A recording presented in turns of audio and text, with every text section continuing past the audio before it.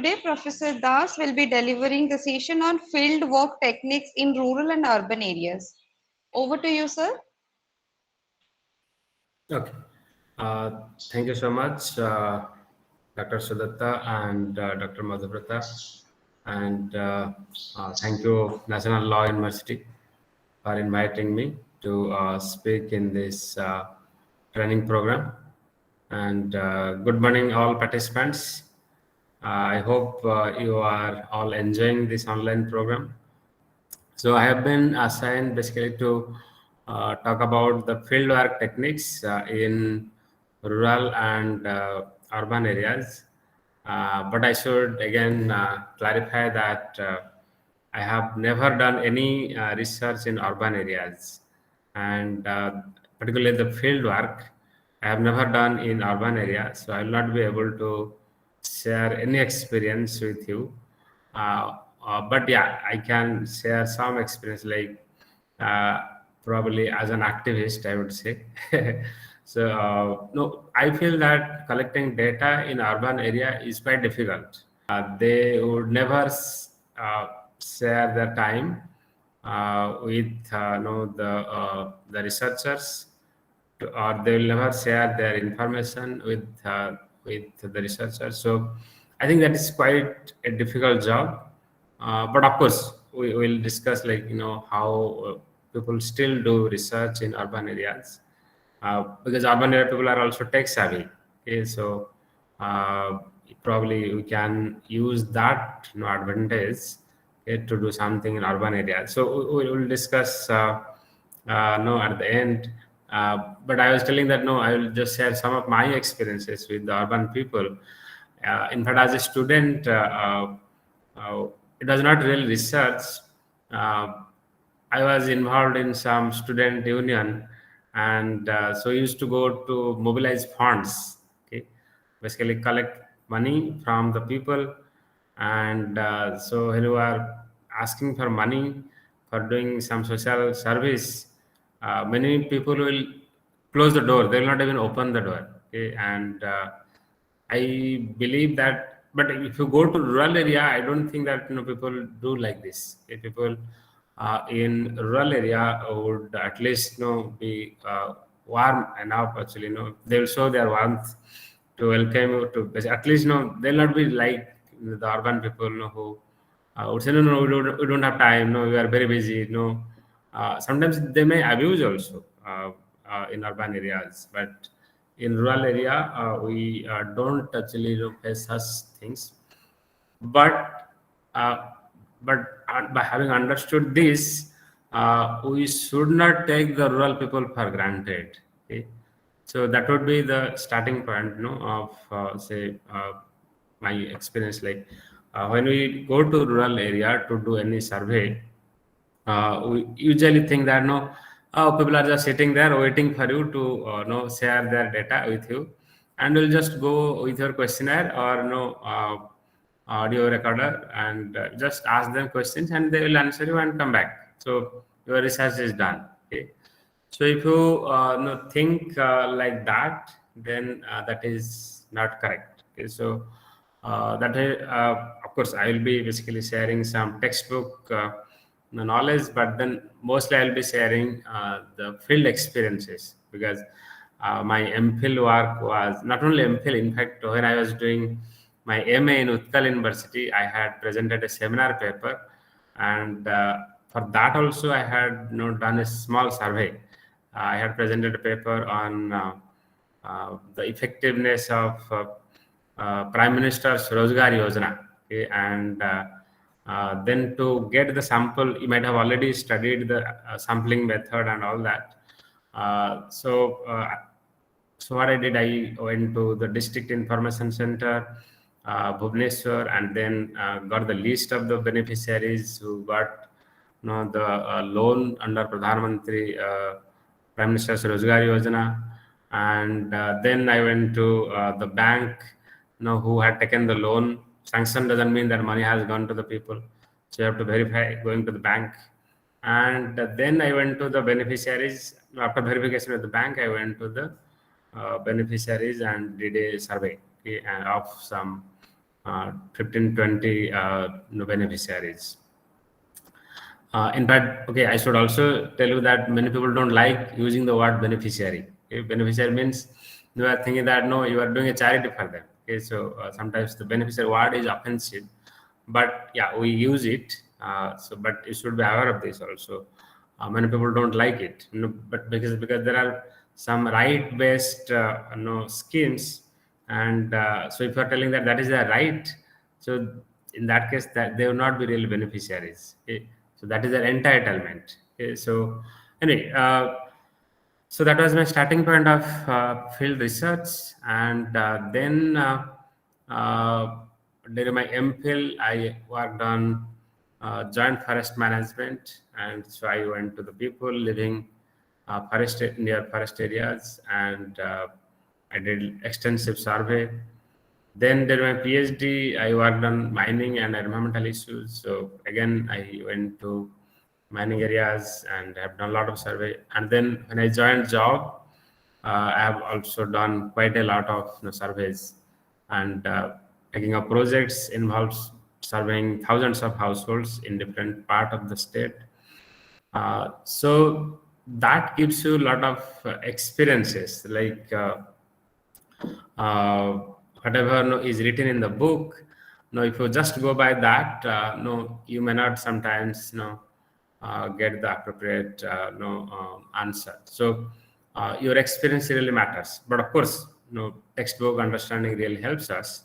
Okay? But yeah, but if you are honest and your intention is good and your mind is open, then you can learn quite a lot while doing the field survey. So now coming to the techniques that we use. Okay, so definitely when you are doing a field survey, you are going to collect the primary data. So we are not talking about secondary data at all. We are going to talk about only the primary data. And usually we think that secondary data is not reliable, and primary data is all reliable data. Okay? That with that notion, we start the field work. But I should tell you that primary data is also primary data are also not reliable all the time if you are not collecting it properly. So if you are suspecting the quality of the secondary data, you would also suspect equally the primary data, even if you are collecting it. Okay? You may say that, oh, I am collecting it, so how can it be non-authentic? It will be no proper, genuine data, authentic data, because I am collecting it. I have seen it. So I don't really actually think so, that even if you try your best, sometimes you may fail in collecting the real data. Okay? So whether it is primary or secondary data, every data set has its own limitations. Okay? And in Indian context, I would say that if you can do research using the secondary data, that is the best thing you should do. Okay, you should not really you should not have a romantic notion that no, oh, I will do primary survey, so all genuine data I will collect and I will do a masterpiece of my thesis. It's not really so, okay? Because in primary data collection involves time and money, okay, and a lot of energy. But if you have a secondary data, please go for that. Okay? And in India, we have very good data sets like National Sample Survey. You all might have heard of that. And then National Family Health Survey, and we have census data. These are really, really rich data sources. Okay? And similarly, there are again many other database. You probably some other research person might have told you. So please go for that, because somebody else has spent a lot of money. If you are using say NSS data or NFHS data, then Government of India has spent so much of money in collecting that data. Okay? And you can have some faith in those data, and you can use it. The advantage in those data is that even if you think that the data is not collected genuinely, that is still valid. Why? Because the sample size is so large. Okay, so NSS data basically, a sample, if you see, then the sample size goes from 95,000 to 1 lakh plus households. Now, when you do a survey, you will never be able to collect such a big sample. Okay? And remember, the principle of statistics basically tells you that when your sample size is large, your chances of error actually goes down, right? So that is why using secondary data sources, I would strongly recommend that you should try your best to use the secondary data, okay? Because that is time saving, resource saving, and energy saving. And then NSS people will also be happy to see that so many papers have been published using their data set. Okay? And similar census, crores of rupees, multiple crores of rupees are spent for collecting those data. So why not to use that? Okay? So, but still, okay, if you felt that no, these variables are not available, then you can go for it. Okay? And in some cases, you want some updated information, and secondary data is not available, so you go for it. But never tell that no, I don't trust the secondary data, and that's why I'm going for primary data. You should never write that in your thesis. Okay? But that is wrong notion. Okay? If you are not believing the secondary data, you should also not believe your own primary data. Okay? Even if you have collected it, you can't have much faith in that. Okay? But yes, so probably I am telling the thing that should be told at the end, but that is fact. So in that caution, actually, you should start. But again, I'm not saying that you should not go for primary survey. Yes, you should go for primary survey, and you should try your best to collect the authentic data. And so that's why we'll be discussing like what all precautions you should take while collecting the primary data. Okay, so let me now share the PPT with all of you, and then we'll be discussing each point and what all precautions you should take while collecting the field data. Okay, so I hope it is visible. Yes, Is this sir. visible? Yes. Okay. And a slide is moving? Yeah. Okay, fine. Thank you. So now when you go to field, you can use different methods to collect data. And the first one would be observation method. Okay, that you are just, these are all available in any book. I am basically referring to the famous book Kothari. Okay? So that book all of you might be having, and if you don't have, probably I can forward it to you. But then we'll be discussing the field, basically my own experiences in everything. So coming to the observation method, so what you do is you just go to the field. You don't have to really ask any question to anyone. You just observe things, and you try to understand things and try to answer your question that you have in your mind.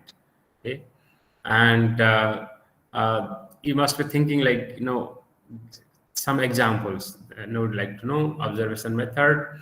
So for example, even when you are doing a survey, say with a questionnaire or interview schedule, with the interview schedule rather, you may ask some questions, but there would be some questions you don't have to really ask anything. You just have to observe and write down. Okay? And but sometimes asking question may give you wrong answer, but if you just observe and report, that would be more appropriate. Okay? And one example would be, say, we are doing a project on the the effectiveness of pipe water projects in Odisha, because government of Odisha is spending a lot of money, and government of India is also spending a lot of money to provide tap water to every household. And we are doing a survey of that project. We are doing a study of that project, and whether it is good or bad. And in that we had to assess the say hygiene practices, hygiene practices of the households, okay, in managing the drinking water, because that will have a lot of health implications. So that was the question we were trying to answer.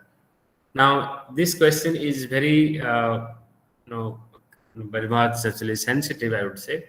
Why? See, hygiene practice. Now you may think that I will ask a few questions, okay, and measure quantify the hygiene practices of a household in managing the drinking water. But no, even in fact, there are in our team there are engineers also, and they but very senior people who are there. So they told us, no, we don't have to really ask any question. We can simply observe the hygiene practices of the household. So they explained like how to observe the hygiene practices of the household and how they have done it in the past. Okay, so the observation method was as follows: that when you go to a household and doing a survey, you just ask for a glass of water, okay, and observe how they bring that water and from where they are bringing, and where they are storing the water, drinking water. And of course, sometimes you may have to enter into their home to see that. That may not happen in all the cases, but if you got a chance, okay, if you could motivate the households, and if you can get into the house and observe them, then see that where the household is storing the water, whether it is in plastic bottles, and or they have they have a water purifier, or they have a water purified, okay, container, or like what is the method, or they keep it in a bucket, or or earthen pot, or any container, and whether that container is clean enough, okay, and then the location of the container where they are keeping it. Okay. In fact, sometimes people keep the drinking water in a bucket, and then that might be kept in a very unhygienic location. So where they are keeping it, the bucket, whether the container is clean enough, then how are they are collecting the water, how from that container. Okay. Now to bring the water from a container to a glass, again requires something else. So whether they are using something, if you are of course bringing it from a water purifier, you can directly bring it, or you are pouring from a bottle, then also fine. But if there is a container and you have to bring out one glass of water, then what is the method they are following to bring out this water? And again, whether that is clean, whether they keep it covered, and when they're giving the glass of water to you, how they're handling the glass, okay? Whether they have already dipped their nail or fingers into the glass, and how are they handling it, and whether the glass is clean itself. Okay? So this is entirely no observation. Okay? You don't have to ask anything. Okay? You just ask ask for a glass of water, but you have already observed the hygiene practices of the household. Okay? And based on that, you can report in a questionnaire that whether you can rank them. Okay? Say how they're handling the water, and then container, everything, the cleanliness, the location, and everything. And they can have scores. You can give score for the hygiene practices of the household. Similarly, say you are now asking them, suppose you have a question on the housing quality of the materials they use. The house, basically house is a reflection of the living standard of the people.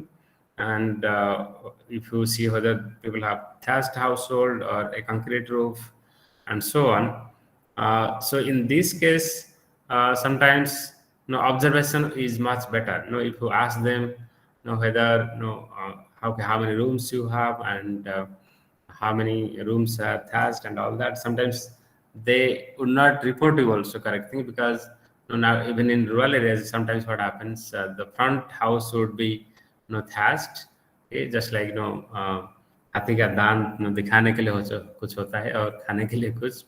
So like that, they would have a thatched house in the front, so that they will show that to the government officials to get some benefits from the government. But behind that, you'll see there would be proper good housing condition. Okay. This happens. This is reality also sometimes. Okay, and so their observation would be sometimes better. Okay, and similarly, during census 2011, in fact, I was discussing with some of the enumerators. They're telling that sometimes people might have many household equipments or consumer durables, but when you ask them the questions whether do you have all these things, they may say no. And but if you enter no, then that is under reporting, basically. So ideally, you can observe. So, for example, when you're asking whether the household has a mobile phone, okay, they may say no, okay, because if they say yes, they may think that we may lose some government benefits, and so they may say no. But while interviewing them, the mobile phone may ring, okay, and this happens many times, okay, and so there you should report what you observed, not actually what the respondent really answered. Uh, so there are many situations where you can observe. Similarly, I think, of course, in economics, since I'm a student of economics, I will have a lot of exams from economics. But then I am aware that in anthropology and sociology, they would be using the observation in much bigger way than the economic students do. Now, why? Because say you want to observe the social relations in a village, okay, and the dominance of the household in a village, like who dominates in decision making of the village, all that probably can't be answered by simply asking questions. You can observe these things. Okay, in fact, anthropology students and social students sometimes live for months or years in village just to observe things and understand. Okay? Of course, when I say that observation is sometimes required, you should also be cautious that observation can have its own biases. So it's not bias free. If you are going to the field with your own biases, okay, you have already presumed that okay, this is what would be available in the field, then that can bias your observations. So that is why you have to go to the field in a very open mind. Okay? And so that is difficult. Again, I'm saying that it is very difficult because every individual has his or her own biases. Okay? We have our very strong ideological positions.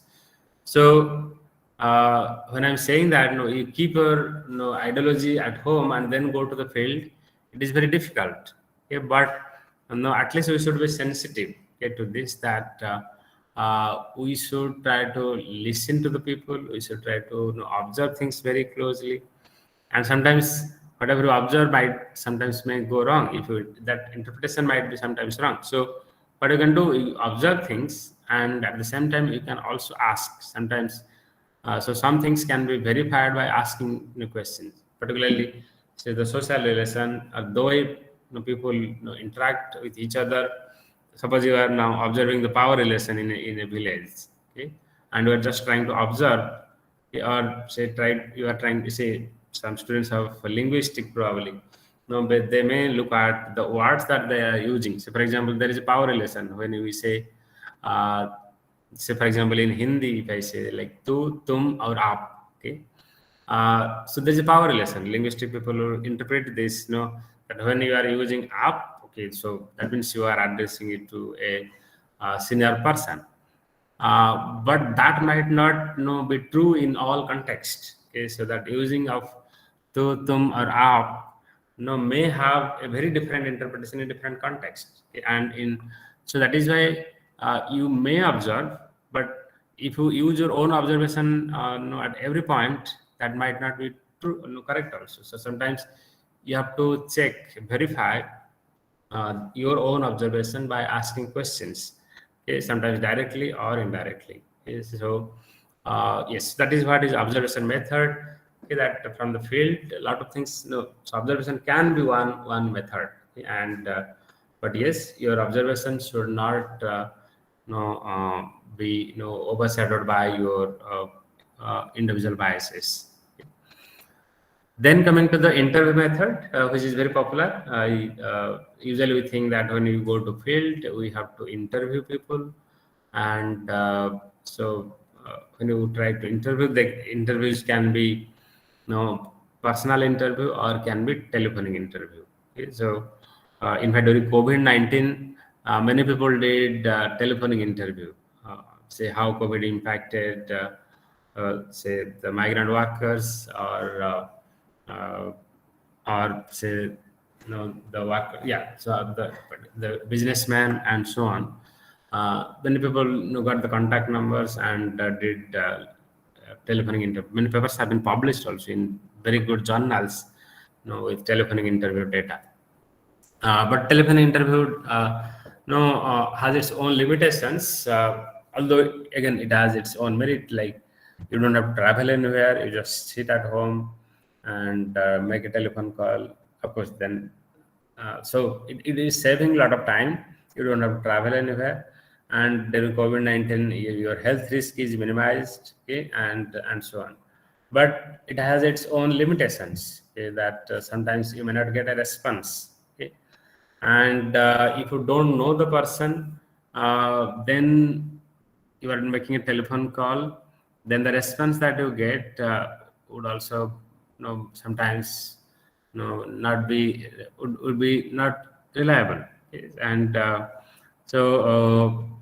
in fact, sometimes people tell in a very lighter sense that telephones are like the instruments to not to lie. Okay? So that helps to lie basically, because you presume that the other person don't see you. Of course, nowadays you can make a video call, but usually if you go for a voice call, then you don't observe that person what he or she is saying, and people may take it very casually also, a telephone call. So reliability would be although a question, but it has its own merit. And then mostly we use this personal interview. The maximum people go prefer actually a personal interview. And okay, so is it going only in a very monitoring manner? You can stop me at any time, okay, and we can discuss, okay, because and I don't know whether this is going repetitive, whether these issues have been Very discussed. informative, and we are getting practical nuances to it. So yeah, it's going perfect. This is going fine with all of you? Okay, fine. No, because since you have already attended lectures for a couple of days, if it goes repetitive, please tell me, okay, so that we can skip. And so this is not repetitive as of now, right? No, we are liking it. Okay, fine. Thank you. So then, so feel free to ask questions, okay, anytime. So then comes personal interview. Now in personal interview, what do you do? Okay, there are again different methods how to do personal, that we'll discuss. So when we do a personal interview, I always believe in this, that you go to the field, okay? And in fact, people who do research using the survey data, they have to go to field a couple of times. Like you do a pilot study. In fact, before you do a pilot study also, or even sometimes before you set your objectives, right, you go to the field. Okay? And if you know that, okay, I have to do a survey to collect data and write my thesis, then I would suggest that before you set your objectives, go to the field and see what is ground reality, and then come back and then read literature and try to understand the field observations using your review of literature, or like whatever insights you are drawing from the literature. And then again, if you have questions like, okay, I did not see this in the field, again you can go back. So by going to the field a couple of times, you set your objective. Okay, so this is what my objective would be. Okay? And in fact, I should also share my own experience. When I was doing an MPhil, my objective was not coming very clear. I was doing review of literature and I was just writing some objective. And I used to go to my guide, and my guide would say that, no, this is not clear. So think. Okay? My guide always used to think. So he would read the draft and say, no, this is not clear. And then finally he advised me that, no, why don't you go to the field? I told that my MPhil work was on joint forest management. So then he told that you just go for a field visit. Okay, so then I went to the field and then interacted with the people, forest officials, and so on. And then when I went back and wrote the objectives, my guide was very happy. Oh, now this is very clear. So go ahead. Okay, and then I started making questionnaires, and then I went to the field, did a pilot test of the questionnaires, and then revised the questionnaires, and then did the final survey. So when you do a personal interview, it involves again repetitive field visits. And if you are a serious researcher, if you are a time pass researcher and you want to say that let me just collect some information and put it in. But sometimes people also fill up the questionnaire sitting at home. Okay? And so that means you are not a researcher. And so never do that. If you do that, then you will not be able to publish paper. Or if you publish a paper, then you'll not have the guts actually to tell that this is truth. Okay, and so do it seriously, whatever you are doing. Okay, so personal interview. Now, if you are going for a personal interview, then you can have a structured questionnaire and unstructured questionnaire. So structured means you have usually the structured questionnaire can be designed if you go to the field again and again. As I was telling that I did just a field visit, then I designed the questionnaire, I went to the field, I tested the questionnaire whether it is going well or not, then I came back, revised the questionnaire, and then went back. So that is a structured one, because you have already got enough insights from the field, and you feel that to answer my objective or research question, I have thought of the detailed questionnaire, and that's why it is a structured questionnaire. So I need this information, nothing else. Okay, and usually the questions will have this kind of answer. So usually in a questionnaire you see that coding has been done. Okay, and sometimes we code them yes or no, or in different other codes. So that means you have enough information from the field, and that's why you have been able to make a structured questionnaire. Okay?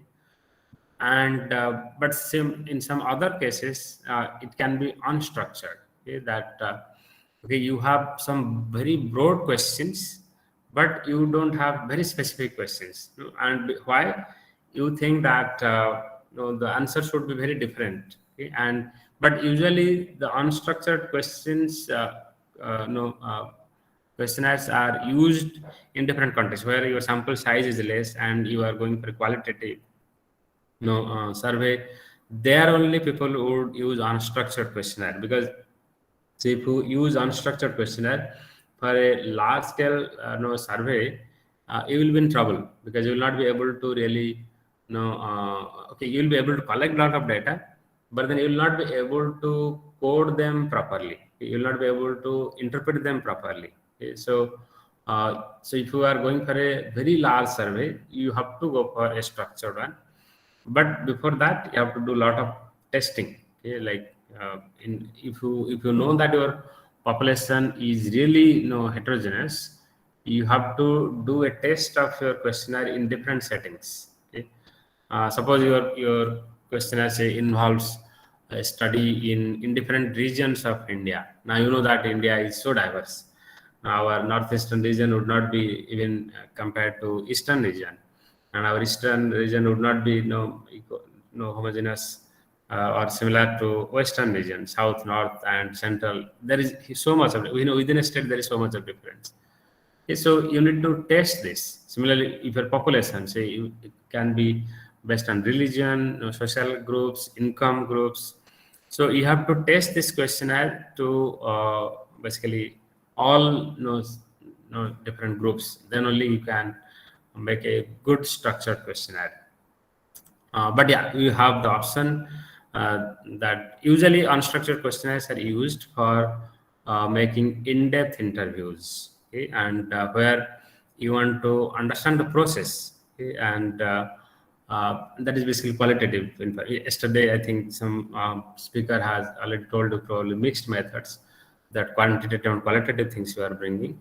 So they are mostly the qualitative information can be obtained using unstructured questions. You have only broad set of questions, but you don't really put a limit like what all questions I should ask, and so you go for open-ended things.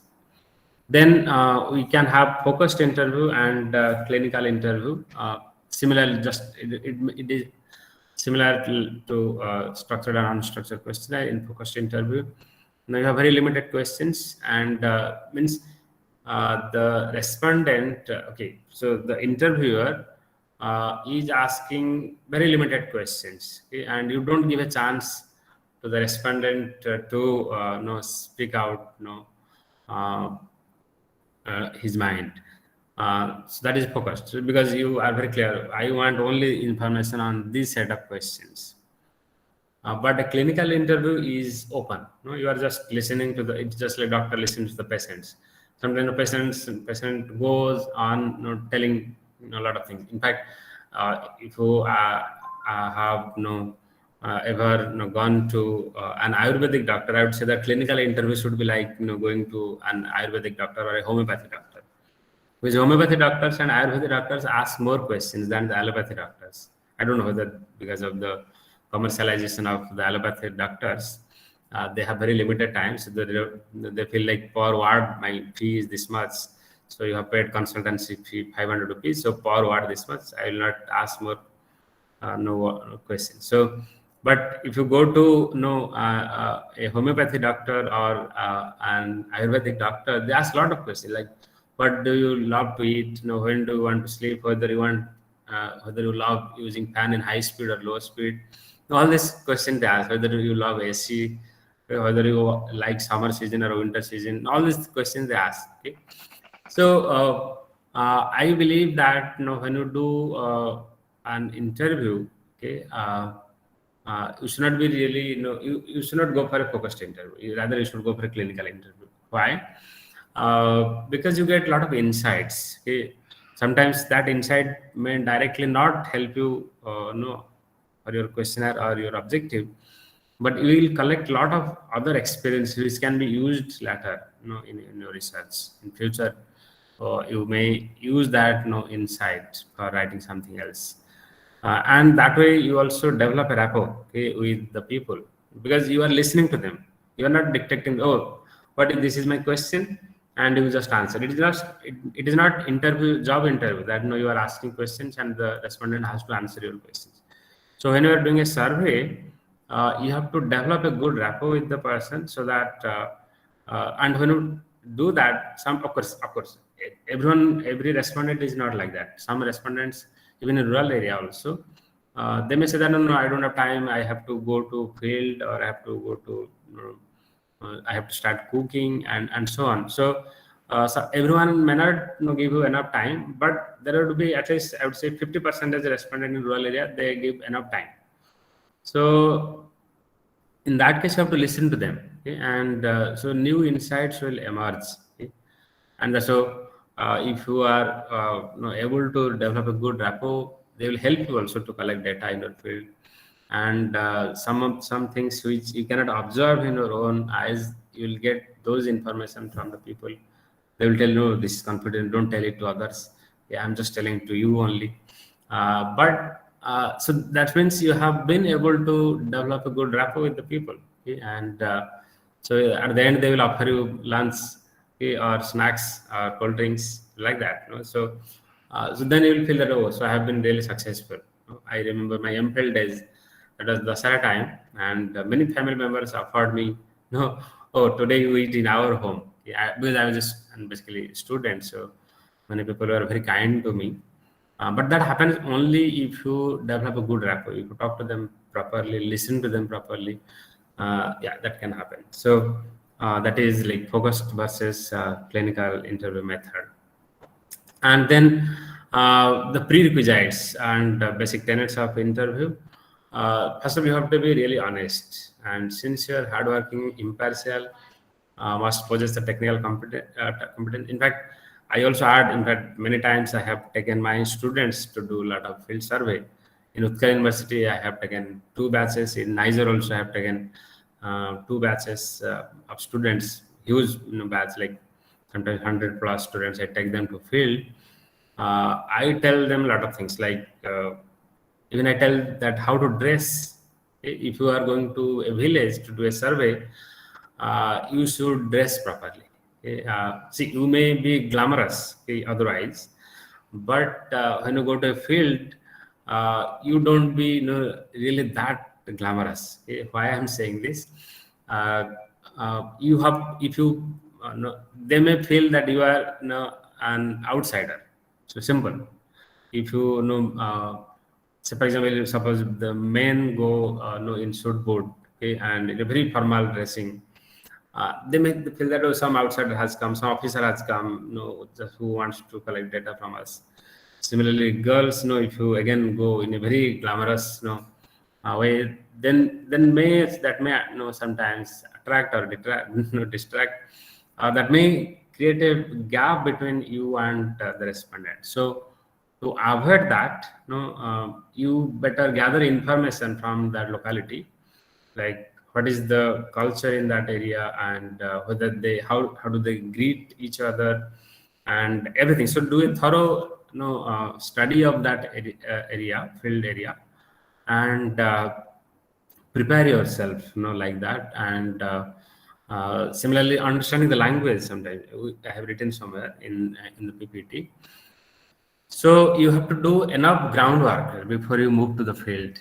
And if you are not aware of the culture, then that would be really a barrier. So do enough field work, homework before you move to the field. And honest in the sense that, say, when you are doing it for yourself, not a problem. Okay? You will be collecting the data. Okay? But the problem arises when you are employing people to collect data for you. There, sometimes honesty can go unattached. So there, you have to develop the method, like how to ensure that honesty is there with the respondent. So that's why while choosing the students, or said not the students, the enumerators for collecting data, you do a lot of groundwork. Like, so for example, when we hire some students for some research projects, we talk to the teachers, like how is this boy or the girl, and then we only take them into our team for collecting the data. So if somebody is not honest, not sincere, don't bring them into your team, survey team, okay? Because they will not collect good data. But nowadays, technology is also helping to ensure this honesty. For example, nowadays we are asking, say, the enumerators to collect the GPS location of the household that they surveyed. And so at least that will ensure that the enumerator has gone to that household. Okay? Of course, having gone to the household doesn't mean that he or she has done good survey. Okay? So, but at least it is helping. Okay? And similarly, taking photo with the respondent is adding, basically. So take GPS recording, coordinate, GPS coordinate recording, and then taking a photo, selfie with the respondent, with of course the consent. So many ways we can ensure this honesty, because when you are hiring people, it may be quite difficult. So similarly, when you are doing the survey, you need to train yourself by doing a pilot survey. But when you are using other people, basically when you are hiring the service of other people, you have to train them. In fact, you have to train them multiple times. Sometimes people don't understand the use of training, but I would say that you should train at least twice. First of all, you train them while doing the pilot survey, and then revise the questionnaire, and then again you train them that what was the, and discuss that, and then you again train them, and then you go to the field. So interviewing people is not easy. Okay? And then again, sensitizing people like how to respect the local language, culture, food, okay, and so that they respond you properly. And similarly, how to avoid conflicts. Sometimes some people may create unnecessary problems in the field. So you have to simply avoid such no problem. You have to be apolitical. You don't have to take any political stand in the field. They may ask you, they may provoke you. You have to just refrain from all those things. And so you have to train all these things to your survey team. If you're doing it alone, you also be prepared. Actually, think about all these things and say sometimes you may face a situation that in a village they do not allow you to do the survey. Okay? So in that case, you try your best to convince them, but if it doesn't work out, leave it. Okay? You change the sample village. If you are working under some team leader, you inform them that this is how things are in the field. So you will not be able to collect the data. Now we have to change the sample. So that has to also be taken into consideration. And you have to also be careful of the time when you are going to the field. Say you see whether there is election, there is a festival time, all those things. And if you go in such time, they will not entertain you. And so the responses will be very casual. So talk to the local people and try to understand like what will be the appropriate time to do the field survey, and go to the field in an appropriate time. Then okay, so you can collect data through interview method and through questionnaire. Questionnaire means basically you send it to the respondent, potential respondent, and collect the data. So let's say we have written through there are two methods, like some are similar, through questionnaires and through interview schedules. And sometimes in interviews people ask what is the difference between a questionnaire and an interview schedule. Okay? And so nowadays that online questionnaires have come up, Google Forms have come out, you can easily relate it to it. When you are sending a form to somebody else and asking them to fill it up, okay, on their own, that would be a questionnaire. Okay? So but interview schedule is that you are you or some people, enumerators, are basically collecting the data, filling up the interview schedule. Basically you are asking the questions to the respondent and filling up all the information. So when you are preparing the interview schedule or even the questionnaire, you have to be careful of many things. One is that the words that you are using, and then comparatively it should be short and simple, logical, and the sequencing should be logical. I think there would be more discussion probably by some other speaker today or tomorrow. So I'll not get into the questionnaire because the person who will discuss the questionnaire should show you a questionnaire. And I would say that all of you probably, if you at all you are trying to prepare a questionnaire, you should look at the NSS questionnaire, National Sample Survey questionnaire, or census questionnaire, because they are like model questions. So rather than looking at any other questionnaire, just look at NSS questionnaire. How do they design the questionnaire, and follow the model. And so you should use simple words, then you should use a logic, and a difficult questions should be kept to the end, and then whether to use categorical variable or continuous variable, that you should think. Okay, my observation is that if it is really essential, okay, then you go for categorizing them, or you can keep it continuous. For example, I feel that looking when you are collecting information on income, expenditure, education, age, all these things should be in continuous terms, not in categorical. So for example, you may put them in income bracket like 5,000 to 10,000, 10,000 to 20, like that. But that's not a good way. Why I'm saying this? Because if you do that, your data interpretation or analysis will be constrained. So better you collect continuous data from the field, and nowadays you have softwares, you can always categorize them.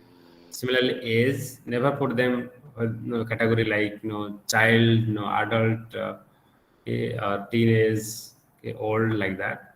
Rather get the actual age. Similarly, education, in years of education, that is best, rather than simply collecting information. High school, BA, MA, and or MSc.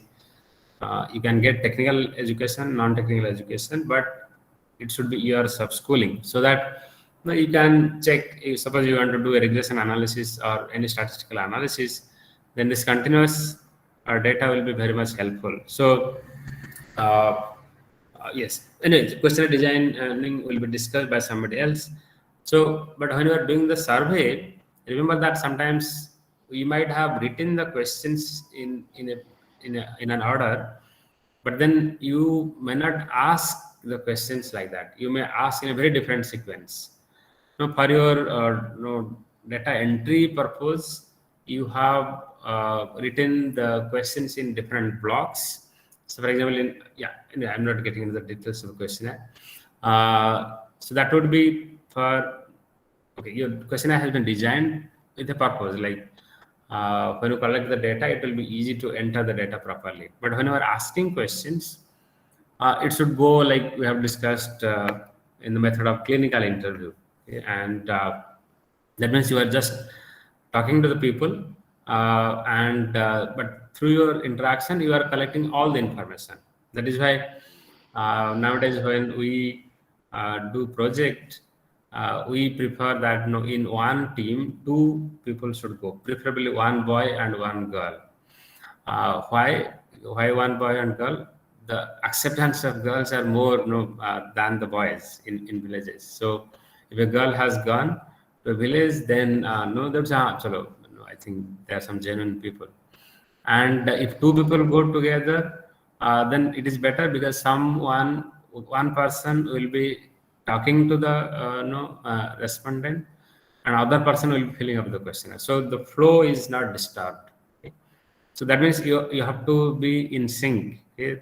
The 2 people who go to do the survey, they should understand like how to start the interaction and how to fill up the questionnaire. Okay? So that is the best method. They don't feel offensive. They don't feel like you have already taken 1 hour of their precious time. So that is the best method. So and then controversial questions, don't ask upfront. You can sometimes ask indirectly, see actually how they are responding. In fact, some questions like, for example, somebody was telling, okay, you have to sometimes like even interacting with the male or female members, okay, would be quite tricky. Okay? And depending on the study context. So, for example, if you are going to say do a survey on use of contraceptives, okay, it's a very tricky thing how to ask these questions. Very sensitive. People may not respond at all. So, how to then win the trust of particularly whether it is men or the women, and if it is women, more difficult. Okay, so so you have to think, like how to create such an environment so that people respond to. Similarly, income. People may not tell you the accurate income, okay? And if you ask them expenditure, they'll be happy to tell you about the expense. They'll say, oh, we spend this much of money for food and for cloth and so on. But when you ask about their income, they'll say, oh, our income is very, very less. Okay? Because they may think that if you tell our income, we may lose some government scheme. But expenditure, they'll never hesitate. They'll tell, oh, we spent so much of money. And finally, we borrowed, they will tell. So you can go on asking them on expenditure, and later on you can ask them, okay, what is your income? Similarly, asking something like caste, religion, these are not very comfortable questions. Okay? And some people might take it as an offense. And so some critical questions, very awkward questions, can be kept to the end. Okay? And sometimes You don't have to ask also directly. You can collect the information from others. But yes, sometimes asking others is not very good. So you have to think actually, basically, which it is all context specific, and accordingly you have to use your own judgment. And translation thing is very important. Say when you are doing a survey in a very big country like India, and that is quite heterogeneous, you have to think about the translation. Using local language is always best, because in English we may think something, but when you translate it to Odia or in any other language, it would be very different altogether. So they may lose the sense of the English language, your own motive. So better you train the people and also write the if you translate it, then the chances of error basically is minimized. And again, using local colloquial language should be the best option.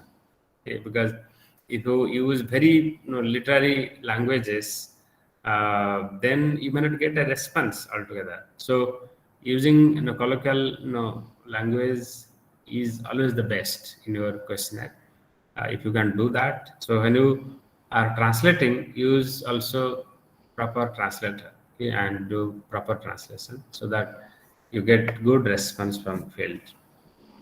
Through schedules, I have told you that. So when you are a questionnaire, you will do an online questionnaire, send it to the respondent. They will fill it up and send it to you.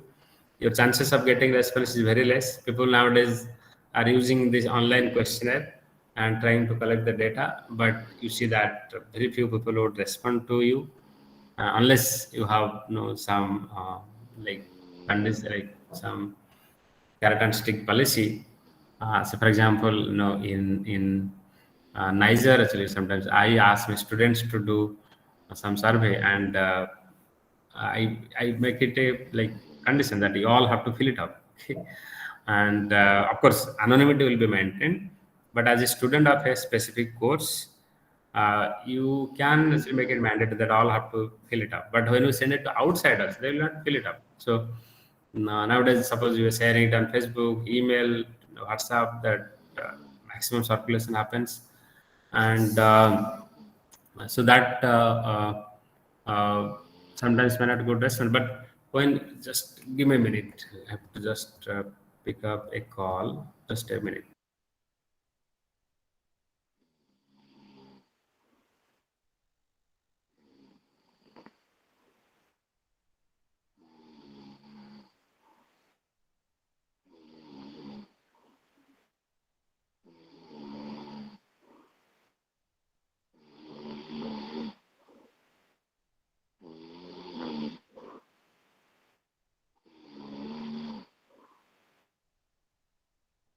Okay, sorry. I was telling that the response that you get from online questionnaire is very, very less. But when you are doing it through interview schedule, you can get good response. Then there is a difference between questionnaire and interview schedule. I have already explained this. And then other methods. The other methods, okay, these are now used mostly for marketing research, like warranty cards, distributor audits. Very few people might have heard of this. Warranty cards means basically when the customer goes to you, they are buying some product, you want to know the response of the customer, you give them a card and try to ask them to fill it up. And nowadays, you see that this feedback system has become mandatory for buying things. So you can put them under that category. So you want to get this is a small survey you are doing. You get very limited information you are getting, but yeah, you are using a card to get the information. Then distributor audits. It is again in the marketing that your sales manager, the boss, is coming and doing an audit. Like you might have reported that you have already sold everything. Some branch person might have told, but then your boss is coming and checking, and especially your verification of the stock. That would be distributor audit. And then pantry audits, checking again your stock, okay, and consumer panels would be of similar nature. And using mechanical devices, I was telling that using audio recorder or using say CCTV camera, so these are used in different contexts like experimental research, say using CCTV camera and recording the movement of the people or the body language, and interpreting things from this is different. So again, I am not very expert in this field, marketing research or experimental research, and then through projective techniques, using again mechanical devices and try to. So, for example, we say that say polygraphic test, okay, whether somebody is lying or not telling the truth. These are all like projective techniques. Okay? By just observing certain things, you are saying that you are interpreting whether the person is telling truth or lying. And then in-depth interviews, which we have already discussed. Content analysis, you are going basically doing archival work or reading. No. Anybody saying something? Yes, sir. Sorry to disturb you in the middle, sir. I just had one doubt, sir. Okay, Can I ask, sir? please. Yes. Sir, one of the methods that was listed in data collection was Okay. warranty card. But sir, warranty card is something which is company specific as such. So how can a researcher get an access to that, sir? No. Okay, this warranty card is not the warranty card that we get when we buy one consumer durable product. It's not that actually. I told you that this is used in marketing research. Say suppose the company wants to know the user experience, okay, of a product, okay, and so the company has developed a small card, and the person who is buying that product, you are asking them to fill it up, and that data you are compiling and interpreting, okay. So this cannot be used in all contexts. So that's why I was telling that this will be mostly in marketing research, and I am not an expert in marketing research. I am clarifying on that. So people probably can give better feedback when you interact with some marketing person. I am a student of economics. I have done field work only in economics related issues. So, but So basically, from what I understand is that Mhm. these marketing department people, marketing professionals of the same company can have an access to that, right, sir? yes. Okay. Okay. Thank you, sir. Okay. So yeah, I think these are like the formats. I have no. Okay, so let me just stop the presentation and I'll discuss something else. Then, so these are like individual interviews that we are discussing. But other than that, usually we do focus group discussion. Okay? Uh, so we collect individual information that is important, but focus group discussion is equally important. Now, why I'm saying this? Sometimes when you are doing interview of say individuals and you are trying to get information for the community, okay, they may not give correct information. It's not that they don't want to give correct information. Uh, their individual biases may come in, okay, to their response. So when you are asking individuals about a community information, better you go for a focus group discussion. Okay? And how the focus group discussion helps, I'll tell you. Again, conducting a focus group discussion is also a tricky affair, okay? Because you should know who all should be present in that focus group discussion, and you should do it on your own. Because if you leave it to somebody else, say you have a contact in a village and you told them that oh, you organize some, you just invite some people who will interact with them. In that case, you will get a completely biased people, okay, who will tell all goody things, okay, and you may not get the correct answer. So ideally what you should do, you should tell specifically to them, or you reach the village and mobilize the people. So for example, so first of all, you should get a diverse community in your focus group discussion. It's a group discussion. So your group should be diverse. Okay, and why diverse? Because say the ruling class people may respond, which will basically go in favor of the ruling party. But there might be people who would not be satisfied with this. So, and opposition people will be never invited by the ruling party. There are groups in every society. So similarly, male and female, male may not want the female members to come and participate in this discussion, but female have again different interpretation. They interpret things in a very different way. They have a different lens altogether, and that's quite genuine, right? Because they have their genuine concept. As males, we simply fail to get the female's perspective. So, so for example, in any kind of research, for example, location of the tap in a village, you may think that no, it is a very simple affair. It's an engineering thing. You just locate the tap in public place. Anywhere you can locate. It's not that simple. You ask the females of the village, they'll say, no, this is not the appropriate location. Okay, this tap should have been located there. This would have been more convenient for us, right? So because they are only the people who are collecting the water. So unless you interact with them, you will not get the right user perspective. The males never go to collect water. Mostly in villages, I'm telling. Very few people go. So you should know that who are the targeted people, who are the user group, okay, and who could be having a different experience. Who are the resource persons in the village? For example, the Anganwadi workers, ASHA workers, school teachers. Okay, they would be the resource persons. But if you call only them, they have their own nexus. Okay, these people work in a team. Okay, so you may not get the right perspective.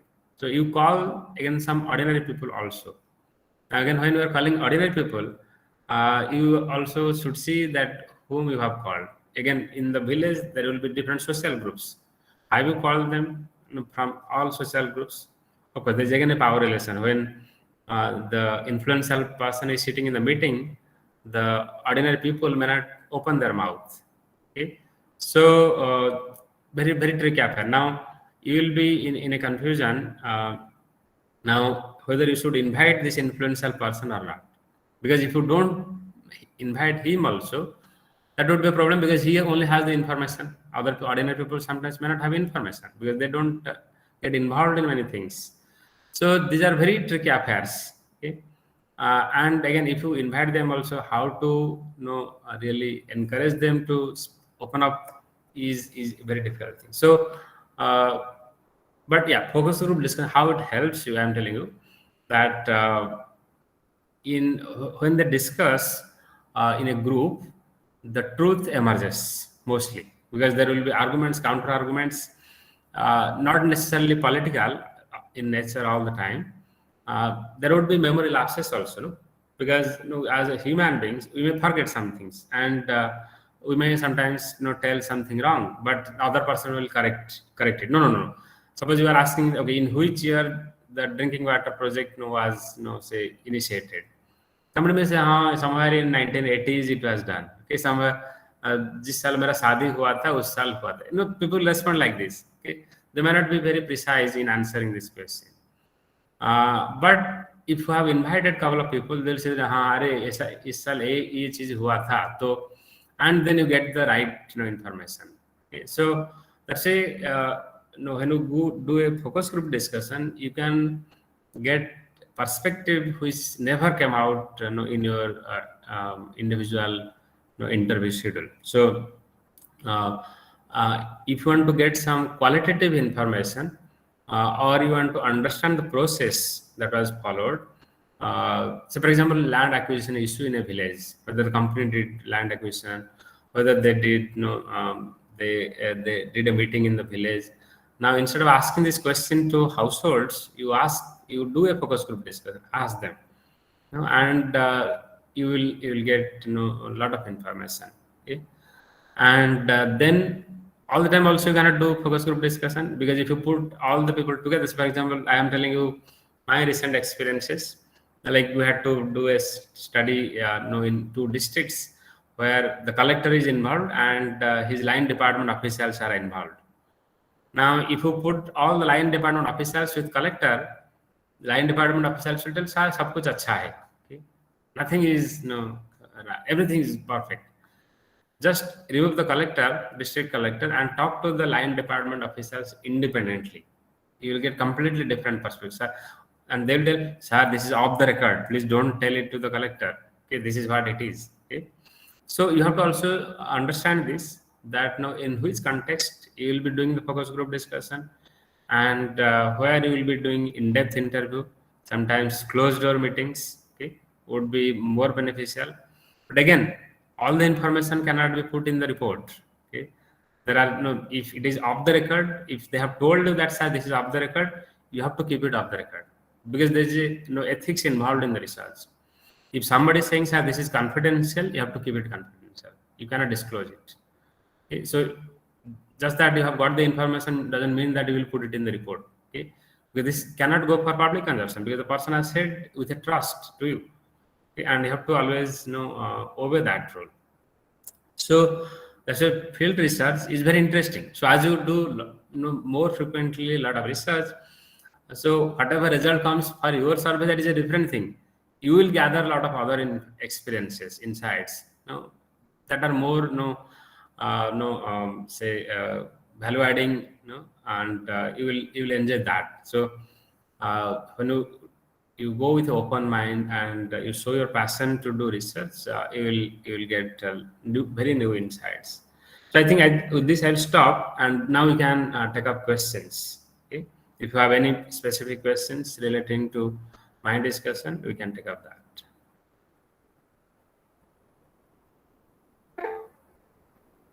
Yes, Aditi Prasad. Yes, you want to say something? Yes, so just wanted to ask if it Yes, was please go there ahead. is something revealed by, yes, if there is something which has been revealed by the respondent and that happens to be confidential, but again at the same time it happens to be strategic as well with respect to our research, are we supposed to mention it, maintaining the confidentiality, or we are not supposed to disclose it because we don't have the consent of the respondent?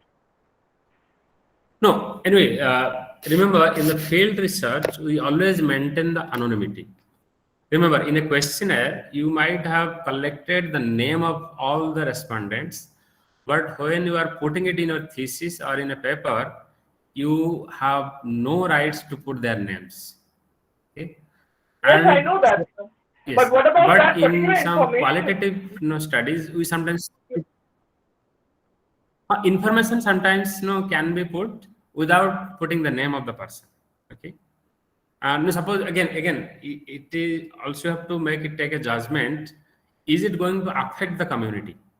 Okay. Suppose simply the revelation of the information is going to negatively affect the people, then don't put it.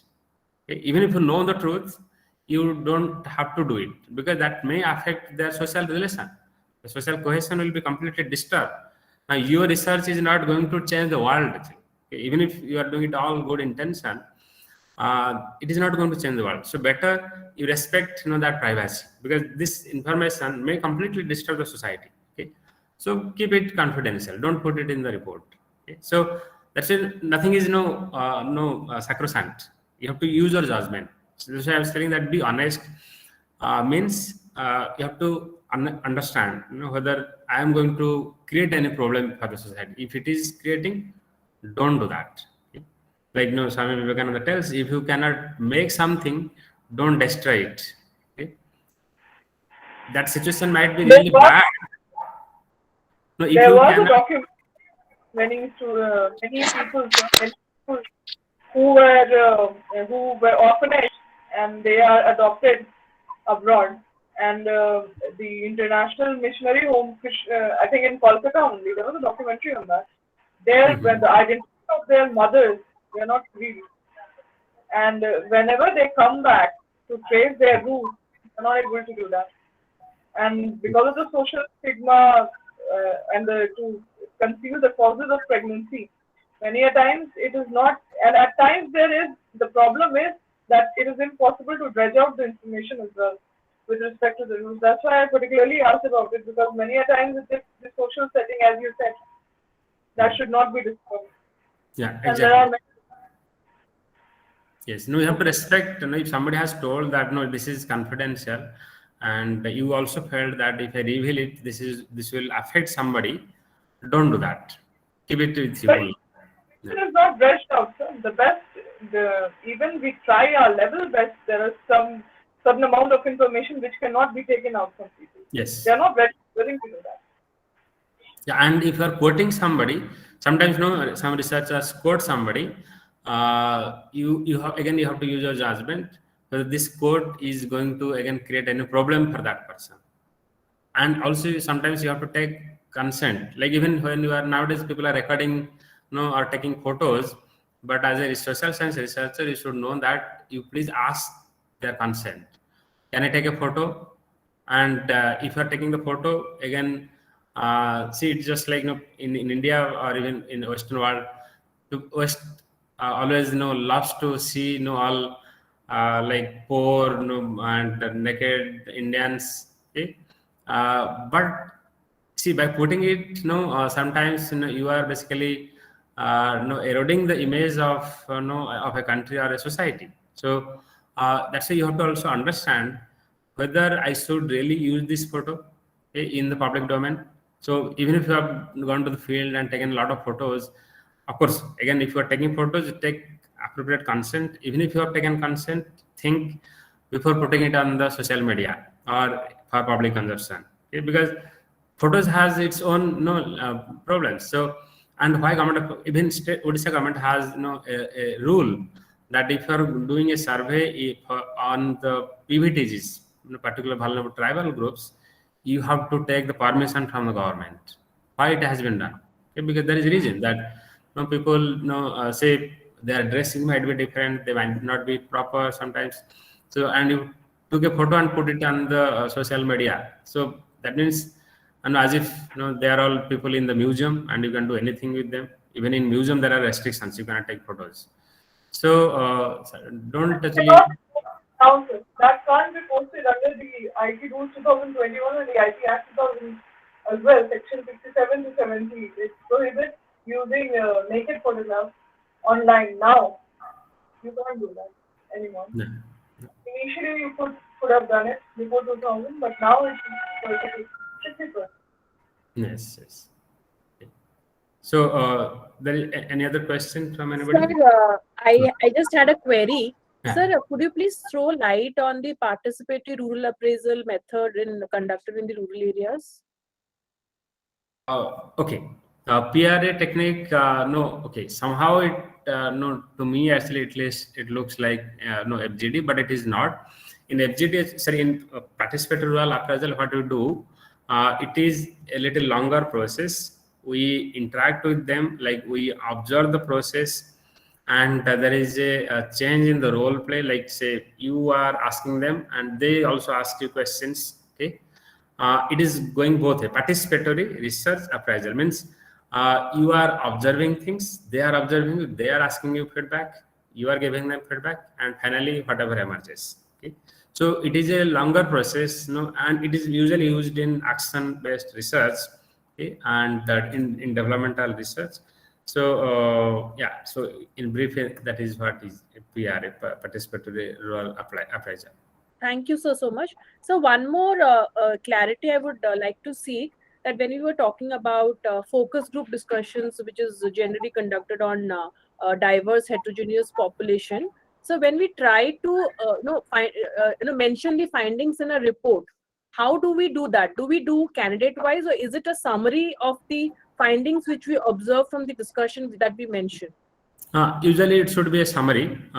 In fact, even in that summary also, we put like headings. So for example, suppose some government scheme we are trying to evaluate, then you can write like what is the government scheme, how this has benefited, So you have interacted with the people, but you are putting the answer in a very different format altogether. So usually we put the summary, okay? And if you put, say FGD wise focus group discussion, like group wise, discussions, then that is not again appropriate. In fact, sometimes focus group discussion data is also quantified. Okay, so for example, in a recent study, we are trying to gather information on what is the usual demand of the public, okay, from say government, say for specific projects. And then we interacted with every villagers, like we did FGD in every village, and then we did a summary of that. So for example, some villagers have demanded irrigation projects.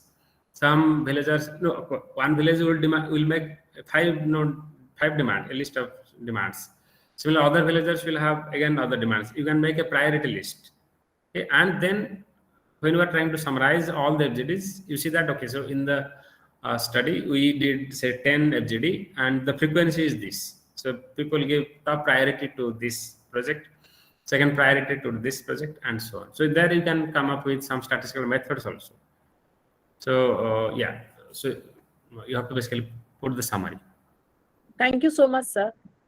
We can have now Apurva, then Sonakshi can go second. Yes. Okay, thank you. Thank you, sir. Sir, I just want to ask, what should be the ideal data for collecting, that is for pilot study? If my data is of 500 candidates or 500 participants, then what should be the ideal collection for that is for pilot survey? Okay, so for that I would say that again you have to understand the diversity of your sample. If you feel that your sample size has quite a big diversity, so for example social groups, suppose in your sample there are some general category people and scheduled caste, scheduled tribe, then try to do a survey of at least 2 or 3 respondents from each category. Similarly, if there would be say farmers and then other type of occupation people, then again cover all type of occupant. Why you need to understand the diversity? Even this is also required when you do your sampling, a representative sampling. Okay, that's why you should first understand what is your population, how diverse is the population, heterogeneity and the nature of heterogeneity, and then in your study, in your pilot study, you try to touch at least each group of the people. Then when you are there, because the responses from them will be very different, so you may realize that, oh, this question doesn't exist. Okay, sir. Thank you. Good morning, sir. Am I audible? Yeah, good morning. Yes. Okay, sir. Thank you, sir. Sir, in order to maintain the anonymity, can we also then write some other name and then we can write it in brackets as name changed? Probably use another name. Media people do. Yes, that media people do. Because otherwise it will be very monotonous to read a respondent or a participant always mentioning that. So in order to differentiate between different cases, can we name it but give it a different name so that the anonymity is maintained as well as the purpose is served of giving it a name to different case studies, so that it's not very confusing? Yes, in fact, many, particularly in qualitative research, you need to sometimes develop a character. Okay, so there you can use an anonymous, basically a name changed, case, and then go on. So people do it. Yeah, but yeah, in economics, we can write case 1, case 2, like. Yes, that also can be done. Case 1, case 2 also can be done, and name change is also fine. Okay. Thank you, sir.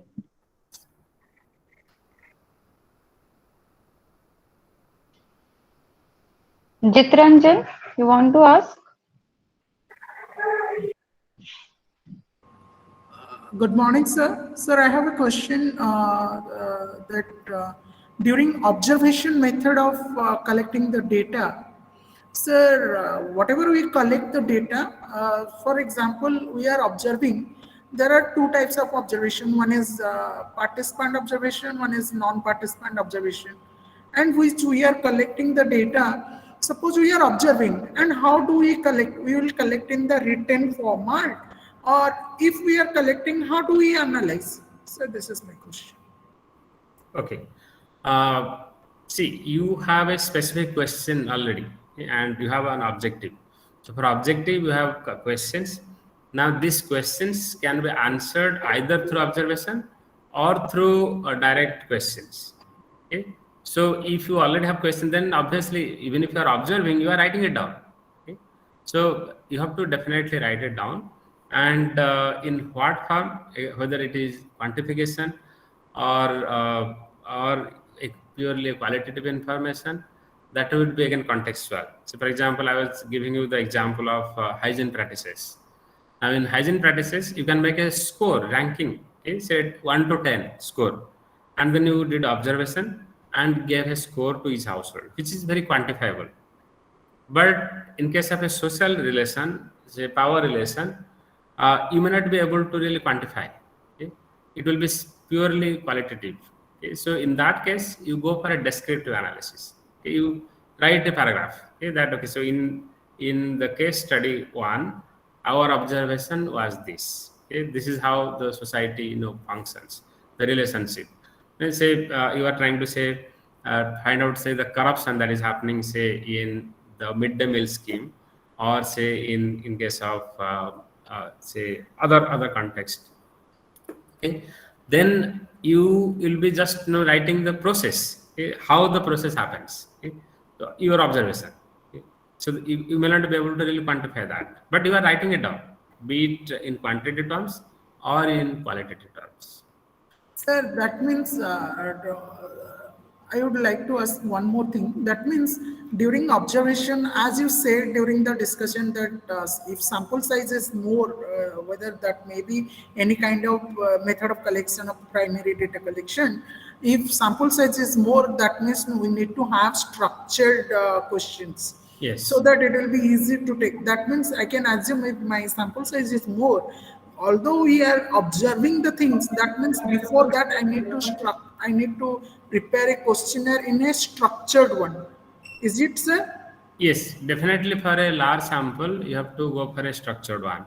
Okay? And otherwise, you'll forget. Say, for example, qualitative information for 500 respondents. How will you quantify them? How will you, summarize them? So it is not possible. So go for structured one. And in some other cases, for example, in anthropology and sociology, they go for more qualitative information. That is very important also, because to understand the process or the complexities, if you go for a very large sample, you will not be able to get that answer.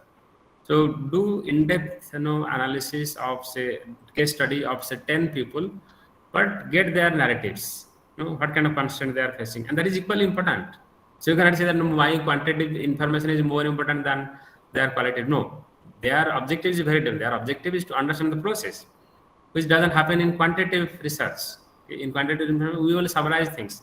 We try to make some interpretation, but again, we fail to come up with the nitty-gritties of the day-to-day happenings. So depends on the context. Thank you so much, sir. Thank you for answering my question. Kaivalya, you want to say something? Good morning, sir. Sir, I am doing a project thesis on children's about children's theatre. How children's theatre is usefulness for children theatre. Could you repeat? Usefulness of theatre for children, a practical study.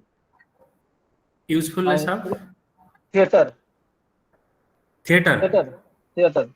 For children, a practical study. Usefulness of theater for the children, you are telling? Yes, sir.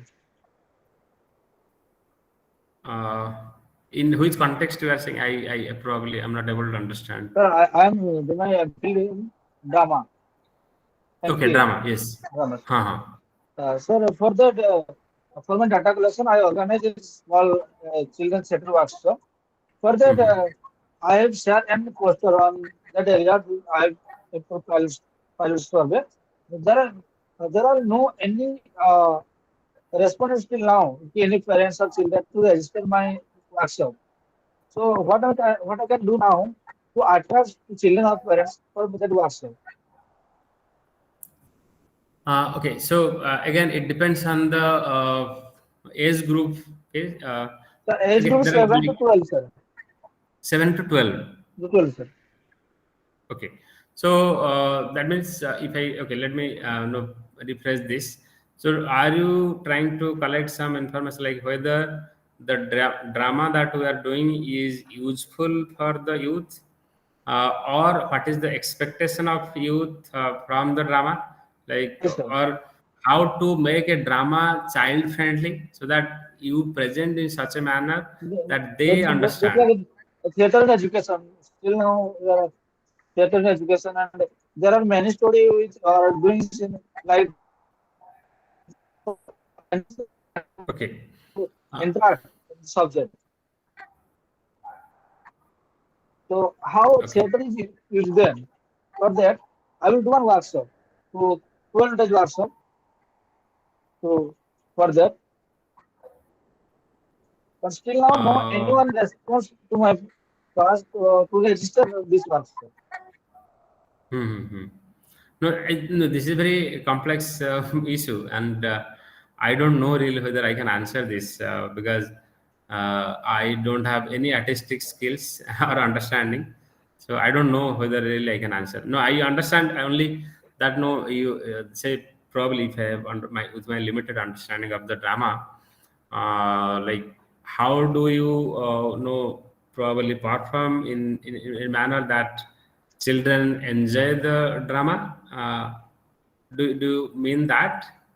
And you are basically trying to study. So you suppose watch different dramas and see that which kind of performance is enjoyed by the children What a and which kind changeover of performance. after joining theater. What a changeover out from students.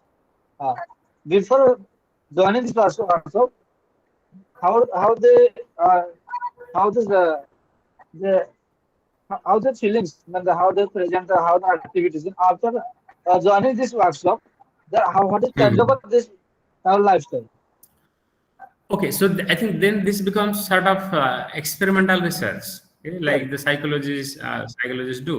So for that, you will have to use the metrics used by the psychologist. Okay, like they do some kind of intervention. Okay, so that means you do a control group data collection, like before you did the intervention or before you showed the drama to the kids, what was their understanding and how to quantify that, and then you did the intervention basically through drama, and then again you take the responses, how their behavior or how their the responses have changed or how their understanding of certain situation has changed. In fact, one of our PhD students in Niger was working on elephants, and she was basically using the child art for understanding elephants.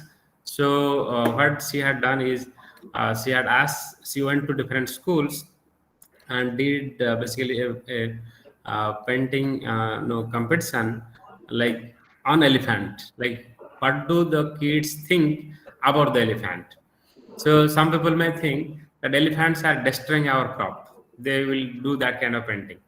Some people may do that. Oh, elephants are worshipped by us. On some festivals. We worship elephants. Some people may do a painting of an elephant ride. You are sitting on the elephant and enjoying your ride. So that gives you a different perspective. What do the kids think about the elephants, right? So in your case, probably it is more of experimental research, like how is one drama impacting the mind of the kids. So there you have to do basically pre-intervention and post-intervention metrics test. Okay, thank you, sir. Okay.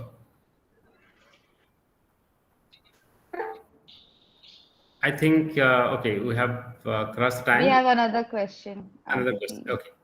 Aditi, yes, you can So go. my question is basically there are contrasting views if we talk about should we include our pilot testing in the final findings. So what is your take on that? Should we include the findings or the conclusions that we get from the pilot testing? The pilot test is pilot test, no, because we did that to see whether our survey or the questionnaire is going perfectly or not. Suppose you have done the pilot study in a proper manner and you are not going to do the survey of the same household again, and you felt that no change is required, then whatever finding you got from the pilot survey, that can be included. But if you felt that the pilot survey, okay, gave us a lot of inputs based on which you need to change our questionnaire, then you cannot use the findings of the pilot study. Is that clear, Aditi? Yes, sir. Yes, sir. Thank Okay. you.